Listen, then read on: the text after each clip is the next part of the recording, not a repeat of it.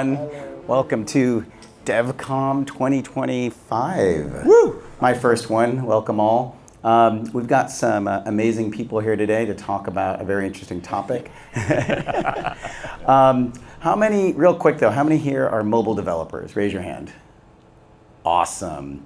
All right, so we're going to cover quite a few topics ranging from the latest ruling in the EU, how developers and publishers are reacting to that ruling, and tactics and strategies, and kind of like what the future is going to hold for us. But before we start, I'm Sam Gaglani. I'm the EVP of Global Business Development at Xsolla. I've been at the company 13 years, been in the games industry since 2003. I'm going to hand it off to Bob to introduce himself. Hi there, everyone. Great to be here. It's been a couple years since I've been at DevCon, and many, Gamescom for many years now. I work Bob Slinn, Fun Plus. I head up business development based in Switzerland, so not too far from here. I've been in gaming for a very long time now. I was at Meta for a number of years on the platform side, so I know some people here through that. Did a bunch of I know you very well, and even this guy, even wearing your official socks today to keep the gaming theme. Anyway, nice. Very excited to be here. Nice to look forward to discussing more. Great. Roth. Hi, I'm Rafael Morgan. I work at Crazy Games. Been in the gaming industry for like about 15 years as well. First of all, I was working with our console for 7 years. Now I'm Crazy Games since 3 years. Always working on the web space, so it's nice to see all the changes that are happening. Yeah, so that's it. I'm Adam. I'm Director of Product for Gaming at Xsolla. Been in the industry for quite a long time now. I was working with Bob when he was at Meta, and then I worked in social casino for a long time. So we, very good at bringing players back into the game. Awesome. I didn't know you worked in social casino. That's cool. Yeah, there you go. So let's do a quick recap of where everything's at, because there's been quite a few legal maneuverings by Apple versus the Epic lawsuit in the United States. There was the recent ruling in the EU by the EU Commission in regards to Apple's anti-competitive stance. So as we all know, in the United States, if you're a mobile developer or a publisher, you can now steer users from in the app to a D2C destination without having to pay anything. And if you're in the app in the United States, you can also present an alternative way to pay. This is a pretty significant change that has been brewing for a few years. I think a lot of developers are still waiting to see if it'll go to the United States Supreme Court to see what happens. But the current status quo is you can steer without any additional commission from Apple. In the EU, Apple was very clever and crafty, and they have designed what's called a core technology fee. They've come up with different scenarios and schemes that allow you to do it, but you essentially are still paying. I think it can range anywhere from 17 to 5%. It really depends on what you choose. I think there's tier 1, tier 2. But at the end of the day, you can still steer, but you have to pay. So it's not quite a win. Also in the United States, Google lost their appeal. They have indicated they will take it all the way to the Supreme Court. They just filed an emergency appeal to see if they can have it heard with one of the appeals courts. It will most likely get denied. So we can see both companies taking this all the way to the Supreme Court. If you're aware of what's happening in the United States with the current political climate, we'll see what will happen. So this leaves us with a very interesting landscape for developers and publishers on how they want to pursue strategies and tactics as they navigate this very complex atmosphere. So I'm going to start off with you, Bob. How has your company really decided to tackle this? Are they going full send? We're going to, in the United States, just do everything possible to steer? Or is it I'm going to let you answer, but you kind of get where I'm going with it, right? Yeah. Okay, yeah, it's a great question. I mean, I think as anyone who's been in building mobile games for a while and had live games, this has been I'd say a longer story, and the story continues to evolve in terms of, really, I think for us at FunPlus, just for context, we build strategy games We have a number of big 4X strategy games in the market. State of Survival is the biggest one, DC Dark Legion. We have games cross-platform, but the huge majority of our business is on mobile. And we built the business over the last 10 years on Apple and Google. Starting a couple of years ago, honestly, the catalyst for us to start looking at direct-to-consumer and figuring out how we could build direct relationships with customers was the IDFA changes, which meant that the core economics of how we acquired players, because our types of games, you need to pay to acquire the majority of your players. We do a lot of performance marketing, and we had pretty sophisticated analytics around how you would acquire a player and then the lifetime value of the player, and those numbers just changed dramatically overnight. So we were forced to really start exploring D2C in its kind of earlier guise about 2.5 years ago. And so what we started doing was building direct-to-consumer web experiences. We partnered early on with Sam. We've built our own range of web shops over time. I think we now, initially it was honestly that, it was a reaction to margin pressure. We had to move pretty quickly. Over time, like a lot of people, we started to look at this more strategically as a way to build these relationships directly with consumers because, again, we built a business at scale really primarily through Apple and Google. And so we started to look at how we could diversify that and own these direct relationships. So I guess what I'd say is, all these regulatory or court-driven changes are accelerating that process. But for us, it was really, we started building these direct relationships really on a one-to-one basis because we have a lot of VIP players and we have one-to-one relationships with them. So it's really been kind of honestly player by player. We would build these relationships. I think what's happening now, particularly with the US one, is we can all of a sudden market at scale in the app because everything else up until now has really been outside of the app. So you're a big player with us. We have a relationship with you on WeChat or whatever channel. We message today, hey, we've got a great offer. Would you like to transact directly? All of a sudden now, we have to think about marketing at scale and how do you communicate with players who are either maybe new to the app, have never paid in the app. So I think that for us is the biggest change. So we're actively testing on iOS, both with kind of providing people options. I think Epic is probably the obvious example to cite where they're really testing traditional Apple IAP flow and their own web shop flow. So we're experimenting with something like that. I know there are some smaller developers who've gone all in and have seen, I think, pretty positive results. I think the main concern, Rafael knows all about this, is when all of a sudden you have to get people to convert with your own web store or other channels. There's should be more friction or logically be more friction, but it does seem that things have changed quite a bit, and so I think there's a big opportunity there. I think we'll see with where Google ends up. I know Apple, for example, when they, I wouldn't say they conceded, but they accepted that there would be a period of this. They actually changed their policies overnight. We haven't seen that from Google. I think August 22nd is, they have to respond this week, so we'll know soon enough. On Europe, this is a long answer, but the DMA, the most recent DMA change, which is rolling out and will be in effect by January 1st, 2026, is incredibly complex. And I think even Apple would probably tell you that it's incredibly complex. ChatGPT can't even figure it out. And we've had all sorts of people internally looking at this stuff. And the important for us is we actually already opted into the initial change that Apple made, which effectively changed the rev share from 30% to 20% with this famous core technology fee. In our case, we don't drive huge downloads just because of the nature of games we have, so we haven't really been impacted by the core technology fee. If you had a hybrid casual game, it could be very meaningful. So that's, I think, so we'd already opted into that. So we're in a situation where we're investigating tier 1 and tier 2. Tier 2 is essentially status quo. It's a bit, there's a couple nuances, but it's basically you continue paying 20%, you continue to have the same relationship with Apple. Tier 1, you're going it alone with a caveat that you would be paying a certain set of revenue shares to Apple. You can market directly, but with you can't feature. You won't be featured. This is the downside. Reviews. Essentially, truly all additional services from Apple go away. You're basically allowed to push your app through the App Store, but that's it. So search, featuring all the other support functions disappear. I think the one interesting thing that will change with this is that you can all of a sudden, in today's case, you had to opt in as a developer, so your entire portfolio had to go to the new terms.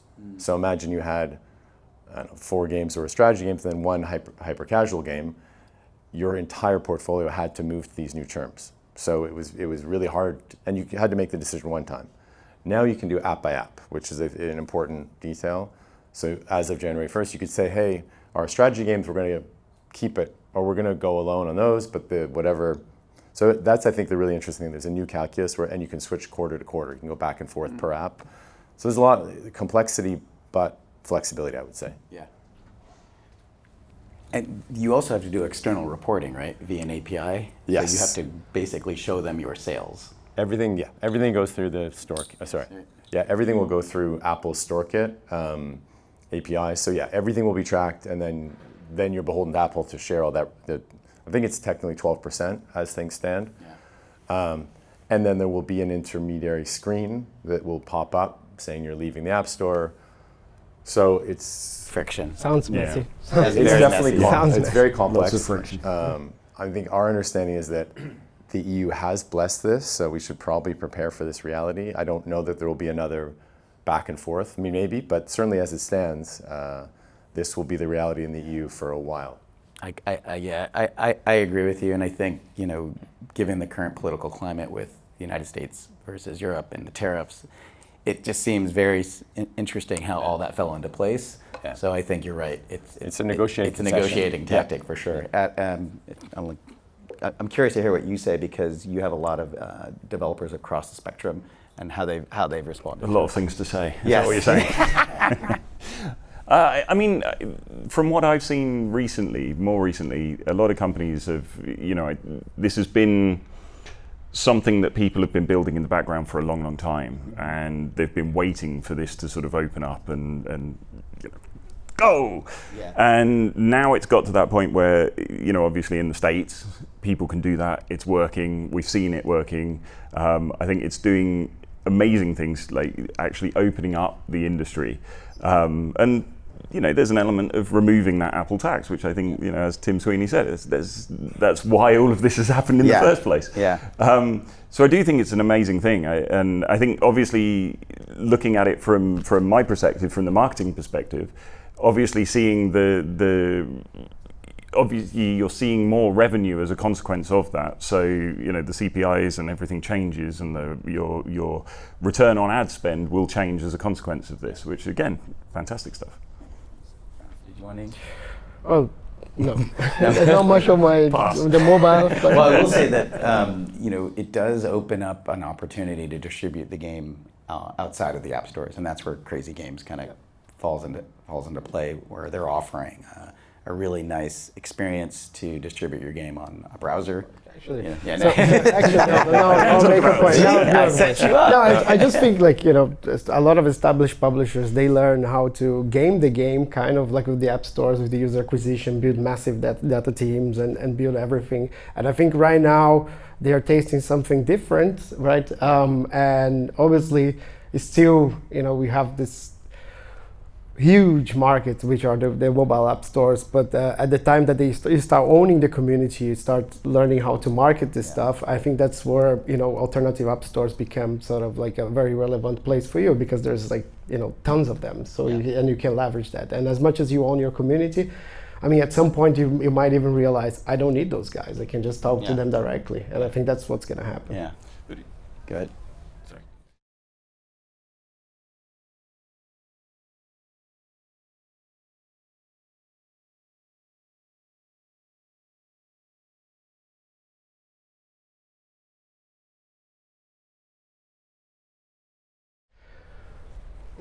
Well, I mean, you would assume that I think there's different audiences in different stores. So I think that's something for you to leverage once you're looking at multiple distribution options as well. I also think it's quite risky if you actually dependent in only one place, right? And then you don't know, you're kind of lost it. So it's strategic speaking, I don't think it makes a lot of sense. You want to diversify. Yeah. But I do feel like there will always be like a dominant force, right? But I think if you play it smart, and we see this with many of our publishers, they see great results with Crazy Games, but they also see good results with all the distribution options that we talk to them. And I think that's where we're going more and more, like, and obviously I think for the publishers, it means like learning new platforms. It means like having like different type of developers that, for the web being one avenue, but the web is not only one, right? There's multiple ones that you can go after. And I think that's also something that I think we'll be seeing in the next couple of years, and we hear this from a lot of publishers, even large ones, that they say like, okay, we have a dedicated web team now, or something that, 2 years ago it would be unprecedented to think about it, So I think that's where we're going. Yeah, I agree with you. And I think, what we're seeing now is as this landscape has changed, it's opening up a lot more opportunities. To your point, there is a bit of reticence to just completely do one way or another. So what we've seen at Xsolla is a lot of partners have adopted a very cautious approach. So what they've done is they've created a D2C destination. Now with the recent ruling, we're seeing them steer users to that destination through maybe an in-app message or a big banner ad. But what they're also doing is they're experimenting and showing an additional buy button in-app, in the in-app store, which offers a discount, or what I would say a value add. But they're only showing that to a small percentage of players because they're worried that that might mess up the user experience. It could trigger someone to think that looks shady. It also could mean that that player will purchase the first time, but they may not get that repeat purchase. Whereas when you direct them to a direct-to-consumer destination, there they are able to enjoy loyalty, reward chains, offer things that you can't really do in-app. And we're seeing that experimentation kind of split between 80-20. So 80% is going to a D2C destination, 20% is actually happening in the store. The one thing, and Bob, I'm surprised you didn't mention it because that's what you're using Xsolla for, is alternative payment methods. So because you're now able to offer payment methods outside of Apple Pay, Google Pay, or credit card or PayPal, companies like Bob's company, FunPlus, are using alternative payment methods around the world that Apple and Google didn't necessarily offer. So Brazil is a great example of Boleto. Boleto is a thing, man. It's a thing. We love that. Yeah, and so you're now getting a new segment of players that always wanted to play your game or pay for your game that they couldn't necessarily do it before. So those are, at a high level, I would say strategies, tactics that people are adopting in response to what's happening. I would say it's pretty cautious right now. We haven't seen any large enterprise partner really push the envelope quite yet. I think they're kind of doing it in segmentations of cohorts just to kind of play around and see what happens. But that's something I wanted to cover right now in terms of high level, what's happening in the industry, how people are responding. Go for it. Yeah, I love it. But from what I've seen, and I'd be interested to get your take. Yeah. Every success story I've seen with this so far, it's been more of a slow burn thing. Yes. It's something that you implement. It's not going to suddenly boom, your revenue suddenly goes up. It's you're not this is seeing incremental over time, right? Absolutely. And part of the benefit of this is also because you're pushing people out to a web page, you're able to generate community. Yeah. And that community effect of being able to cross promote or whatever it may be, keeping people in your ecosystem, I think is so important at the moment. And that is another benefit that I've seen of this massively. Yeah, that's really true. When you offer a community and a D2C destination where maybe they're getting web exclusive currency or they're getting some sort of loyalty or reward offer mechanism that continually has them coming back there, it does create this sense of loyalty to that thing. Yeah. That works with a certain segment of player. There have been multiple companies that have said to me, we know no matter what we offer, no one is going to go there because they're just trained mentally and behaviorally to pay with their Apple Pay mechanism. So now they're trying to figure out how to get around that. Yeah. I was just going to add on that. I think one of the things that we found, as I said, initially it was very much a quick reaction just to try to solve, really look at margin. And as Adam mentioned, we've ended up building out this reasonably robust D2C. I got more questions. So we have a bunch of we build community, developer, the developers, our team can actually communicate directly with players. We've built a whole other loyalty program that sits outside.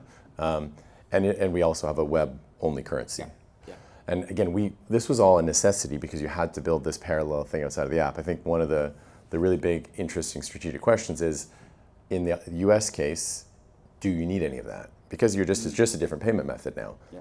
And I think the really interesting tactic with it's another payment method is, if you use Apple Pay as the primary payment method, all of a sudden, half the friction you're generating, or more than half the friction, goes away, because I think anyone who has an Apple phone knows Apple Pay is very convenient. You've already got your credit card. So there's a bunch of tactics, but this D2C, I think the key message is just think about building relationships with your players. It's an opportunity to build more direct relationships and have more touch points where you're not as constrained. You can build that direct relationship across games, across experiences.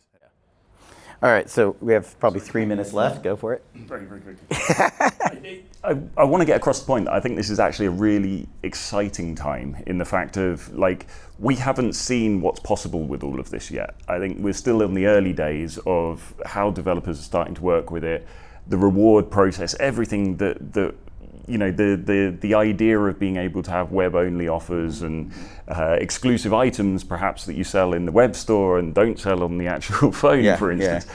There's so much more that's going to come from this that I think will inspire everything in the future. It's very, very early days on it. Yeah, I would agree. It's a brave new world. I think we're seeing people react differently. We are getting short on time, so I have one more question. So for me, it's okay, United States, Europe, what's next? Is it South Korea? Is it India? Would it be Australia? But why not Canada?